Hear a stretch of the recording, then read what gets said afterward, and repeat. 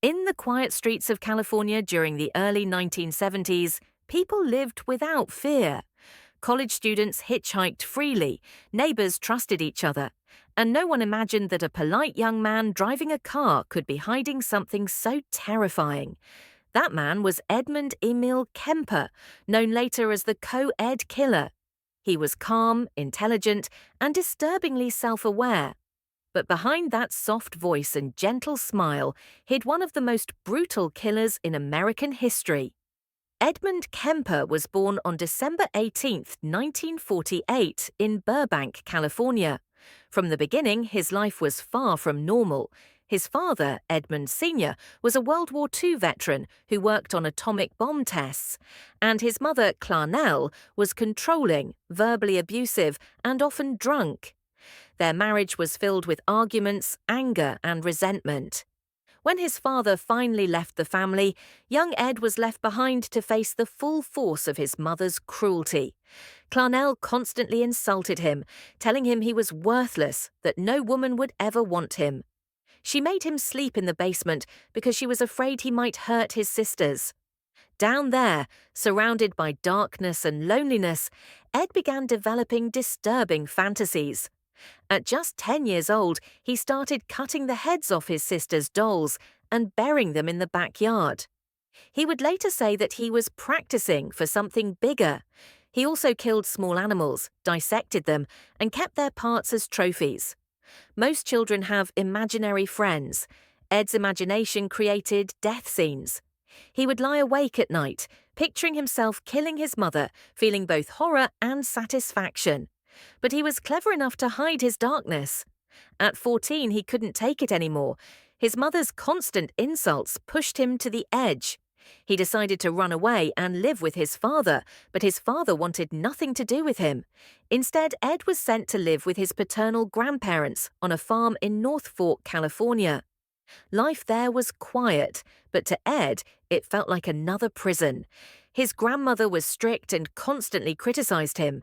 His grandfather, though kind, was old and couldn't stop the fights between Ed and his wife. On August 27, 1964, after a heated argument, 15-year-old Ed took a rifle that his grandfather had given him for hunting and shot his grandmother in the kitchen. When his grandfather returned from the store, Ed walked outside and shot him too. Then, calmly, he called the police and waited. When they arrived, he said, "I just wanted to see what it felt like to kill Grandma." Psychiatrists declared him mentally ill, and he was sent to Atascadero State Hospital for the criminally insane. But this was no ordinary patient. Ed had an IQ of 145, genius level. He learned everything he could about psychology and mental evaluation. He studied the doctors, memorized test results, and began manipulating his environment. He worked as an assistant in the psychiatric office and even had access to patient records. He learned what words doctors wanted to hear, how to act normal, and how to fake progress. After 6 years, at just 21 years old, the doctors believed he was fully rehabilitated.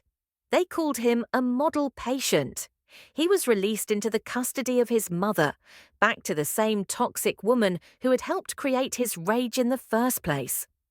Now standing at 6 feet 9 inches tall and weighing over 250 pounds, Kemper looked intimidating but spoke politely, almost shyly. To most people, he seemed harmless, a gentle giant. But inside him, the darkness had only grown. He moved back in with his mother in Santa Cruz, California. She was working at the University of California as a clerk, and her constant belittling of Ed continued. She told him he was useless, mocked his failed relationships, and even called him a creep. Every insult pushed him closer to the edge. Around this time, hitchhiking was extremely common in California, especially among college students. Kemper noticed how easily young women got into cars with strangers. It fascinated him. He began picking up female hitchhikers, not to kill at first, but to test himself.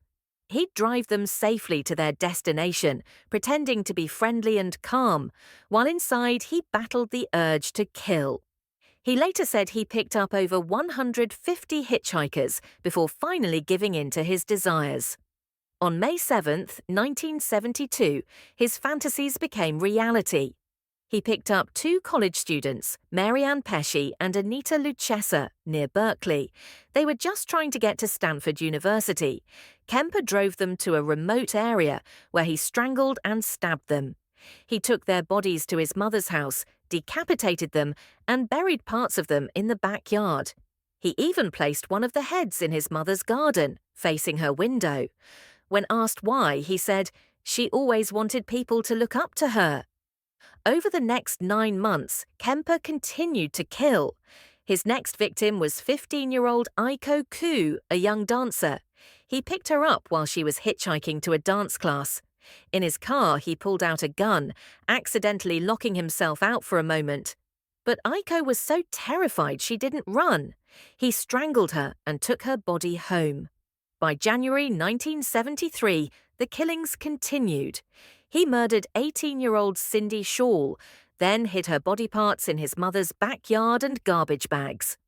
As investigators began to suspect a serial killer was targeting female students, Kemper stayed close to the investigation. He often visited a bar called the Jury Room, where local police officers hung out. They knew him as Big Ed. He'd sit there drinking beer and listening to them discuss the co-ed killer, never suspecting the murderer was sitting right beside them. In February 1973, he killed two more students, Rosalind Thorpe and Alison Liu, near the UC Santa Cruz campus. He picked them up in his car, shot them both, and later dismembered their bodies. Each murder seemed to satisfy him less and less. His fantasies were growing darker, and he knew there was only one person left to face, his mother. For years he had blamed her for his pain.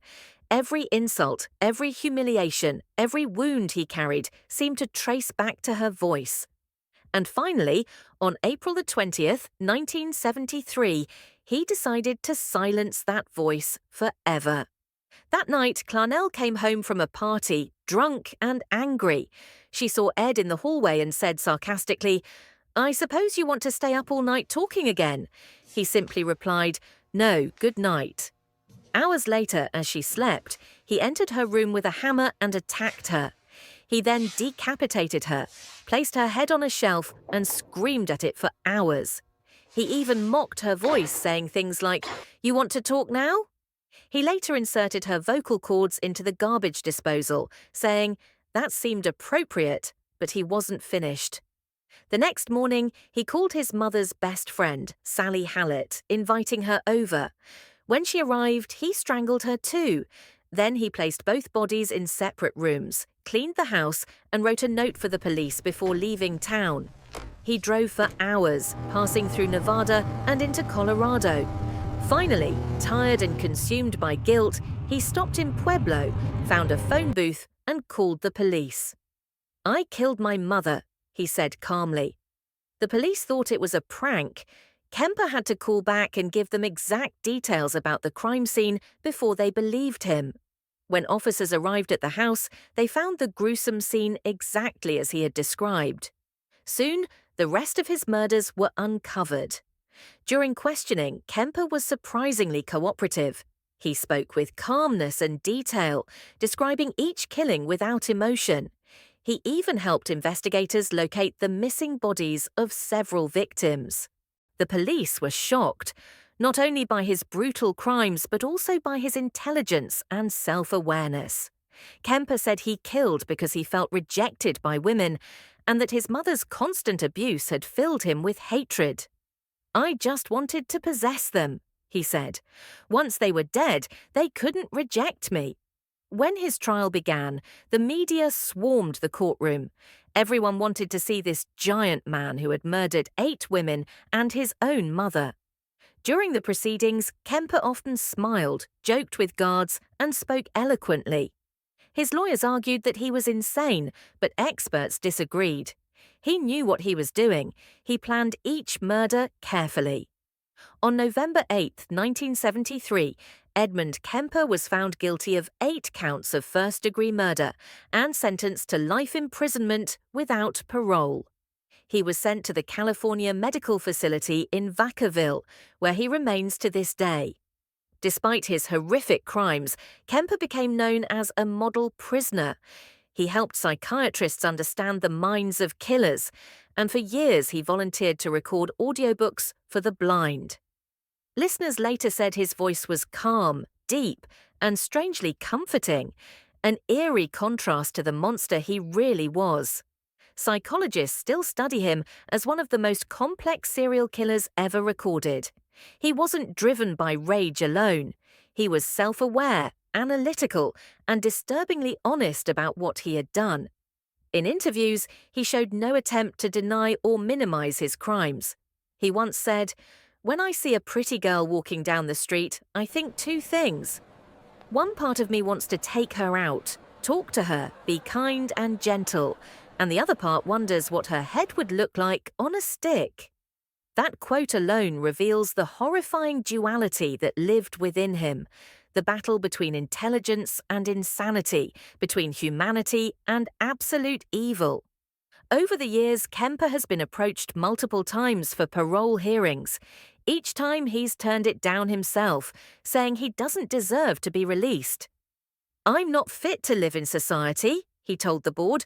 "If I were to get out, I'd do it again." Those words, cold and final, show a man who understands the monster inside him, but knows it can never be contained outside prison walls.